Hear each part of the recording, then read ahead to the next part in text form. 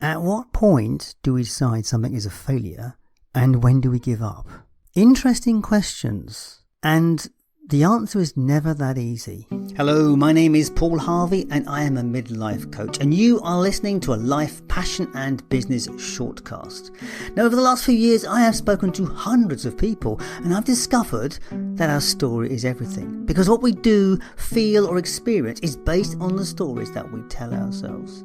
This shortcast is a bite-sized episode to explore the ingredients of a good life. We bring out the thoughts, tips and tools so you can try them on for size. So let's explore and see what is possible. In society, or in our culture generally, we all look towards success. We all want to be successful. We all praise people for their success.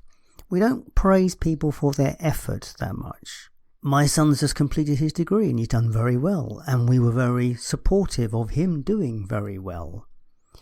And that's the point in society. We are so programmed to look for the success that we seem to ignore the failures in some way, or somehow feel embarrassed about them. And yet there is no such thing as life without failure. It is impossible to get to any stage in life without a journey, an experience, much of which involves things not going to plan, things going wrong. So why is it we are so bothered? Why is it we're so shame or guilt ridden around the possibility of failure? If you talk to people who are, failed businesses, they won't talk about it. It's an embarrassment. In the running world, very few athletes will talk about the did not finish, the DNF, in terms of a race. All of these parts, all of these things are a valid part of the human experience. What comes up in coaching quite a lot is this sense that I'm striving towards this goal. I really want to make this goal. And when the goal doesn't get met, there's always this crushing belief that there's a failure involved. But I've always had a different perspective around failure, particularly around goals themselves. And I mentioned this on the podcast before, the fact that for me, goals are a signpost along the way, or along the stage towards something, towards an intention. I don't necessarily see goals as that important, as long as we're always moving in the direction we want to go. And the goal is just a signpost for it. And failing to reach the goal doesn't mean you failed the intention. You've still got the general intention, but the goal itself may not have been met in the time frame. And that's the other thing about failure. It's relative to time frame. If you are trying to achieve something which is a stretch within the time frame, then the chances of failure are incredibly high. Other aspects of failure that come into the world, of course, is money, finance. Finance is always a big aspect around failure, because some of the penalties around failing, when money is involved, can be difficult, can be painful. But as a society, and as a race, we do have a problem with this word failure. And in reality, we have just got to deal with it and accept that things will fail.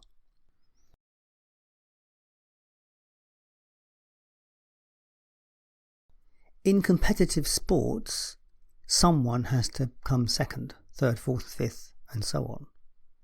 In anything we do in life, if it's by comparison, someone will always come first. So there's always an element of failure taking part in that process. But at the same time, if you didn't take part, one person racing is not a race, unless they're racing against something. So failure is a natural part of the process of living, of the experience of life. It is part of the journey. But there are some questions around this. At what point do we call something a failure? At what point do we stop? Or do we push forward? Do we grit on to the end? And this idea about, certainly in the business world, certainly in the entrepreneur world, the idea of gritting it out, toughing it out, is very, very common.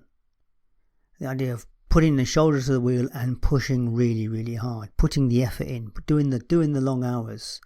These are all things that are part of the culture of being successful. I'm going to be successful because I'm going to make it happen. And of course, what we haven't touched on here is what the meaning of success is. But I mean, that's one of those longer conversations. Oh, no, let's go there. I mean, for something to be successful, one has to know what successful looks like. We have to have a clear image of what success is. So in terms of, let's look at it from the perspective of my running. I am an older runner. I am never going to win a race. I am too old to win a race. But what the running community have done is they've created age ranges and areas where I can actually make a difference. I can be, the winner in my age range. So there is ways and means of making that work. So success for me in most of the things I run, particularly in that, I define success as coming up with something that's successful for me. So if I'm doing a race, I'll decide on a time I want that race to be in, a framework of time. And that rate, I will then pace myself to meet that time, and I will train to meet it. And now one could say in this is that I am not being adventurous enough, because what I'm doing is I'm fixing the process so that I will always meet the goal I'm setting out for. And others might say, well, you're not trying hard enough. You should be trying to beat that with further extension or achieving a better time. And yes, on some level I agree, but also I need to recognize that doing what I do, running what I do, is an effort for me, and I have to balance that effort with what's achievable for me, and looking after myself in the process, not getting injured. That's a very important thing, not being injured. So what I've done in that respect is I'm setting out what success means for me. And I guess that's the same in anything that we do. We need to set out what success means. But when we've done that success, we need to determine whether that success we're looking for is actually possible within the time frame. It's a SMART goal, all the usual things that come into when you are making a decision around achieving something. Now, what happens when you don't achieve it? That's the question, isn't it? How long do we keep banging our head against the same wall when all the evidence is suggesting it's not going to happen? It's not going to happen. This is a hard question to answer. There is no answer to it. We all have to make the judgment for ourselves. Sometimes it's just not the right time. And what you're doing now may not be successful now, but give it a bit more time, or a fresh thinking may change the process. Quite often, all right, unless there are physical limitations, often the biggest gap that most people have for their success is money, finance. Finance is often the biggest gap. So maybe it's like, we don't do this now, we do something different until we have the finance for it. There's a good example of this actually in this podcast. So when this podcast launched in 2018, it was relatively successful relatively quickly. The downloads on this podcast were really quite high, very, very fast. I mean, I'm not talking mega numbers. We're talking sort of 1,000 an episode or so. I would say to you now, I would think this podcast is probably 100 per episode nowadays, which is nothing by comparison to what it was at one stage. Now, does that mean this podcast is a failure? If I was to measure it by downloads, yes, it is. And I can't say that always makes me feel happy, but the industry has changed so much. I have not changed what I present and what I offer. You are getting me, and that's it. Well, the industry of podcasting has significantly changed. Now, if I was to add money to this and add a lot of money to this and bring a team into this podcast, I could probably get back to the level of 1,000 and more downloads per episode. That was never my goal. This was never created for that purpose. It was nice when I was getting those numbers, but it was never created for that purpose. It was created for different reasons, to be of service, to bring something to the world, to have these conversations. But that is the point, though. Success and failure are literally two sides of one coin. And at some point we have to decide whether something is a failure or not and pull out of it. And there's this whole argument about sunk cost. There's a lot of sunk cost in this podcast, so it's quite hard to let go of. Yes, that's true. That's true. I have a lot of invested in this in terms of my own being, my own essence on some level is invested in doing this podcast. It's nice to be able to say I'm a podcaster. A bit of ego in there, I'm sure. But I'm not ready to give it up yet. Although I do think it needs to change, and that's another topic for another conversation, actually. And if anyone's got any feedback on that, I would love to hear it from you. But let's get back to this thing about failure and success and how to define when to make the decisions. The question really is, it's about how you feel about something. It is always about how you feel about something. The key to success, real success in anything, is to fail quickly and move on, is to iterate fast. So you do something, you break things, you think things change, you fail, you see things. You know, the biggest, example of that is SpaceX. They are moving at an incredible pace and they're crashing things and blowing things up. And they're learning all the time. Every single launch is a failure so far. And yet they continue and they've got support to continue. And they are spending millions of dollars in this process. So is SpaceX a failure? Well, if the objective was to launch a successful rocket and get to orbit, yes. But if the objective is to learn how to create a reusable rocket and get it into orbit and bring it back, no. That's what they're doing. That's the objective.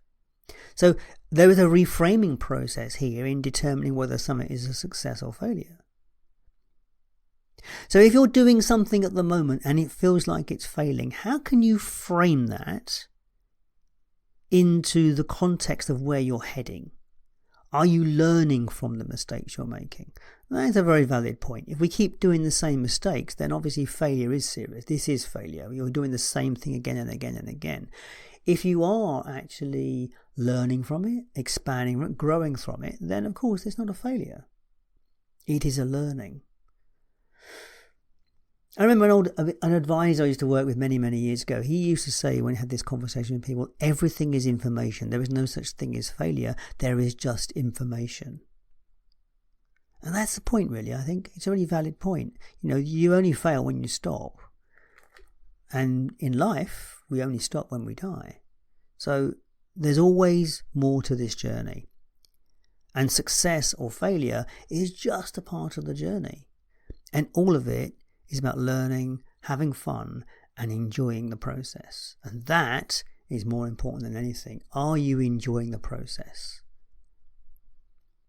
And that's a question to end on. Are you enjoying this podcast? Is it useful to you? Is there any topics that you would like me to cover? We'd love to hear from you. If there is anything you'd like to say about it or you would like me to cover, all good information. You know, as always, if you have found this useful and you think other people might find it, do share it with a friend, because that's how people like yourself find good podcasts. If you can give us some reviews and stars, that's always useful because it does make the algorithm do things with us when we get some feedback. If you'd like to know more about life, passion and business, do check out the website at lifepassionandbusiness.com. Particularly focus coaching, which is one of the main tools that I use with people to explore the process and get you onto that path of intention, which is off goals, but on intention. It's moving you towards where you want to be. And it's just part of the journey. It's the journey of life. And that's what that coaching is all about, is like how to get you to focus on that journey in a way that's light and supportive. Anyway, as always, thank you so much for your time and attention. I will catch you next time. All the best.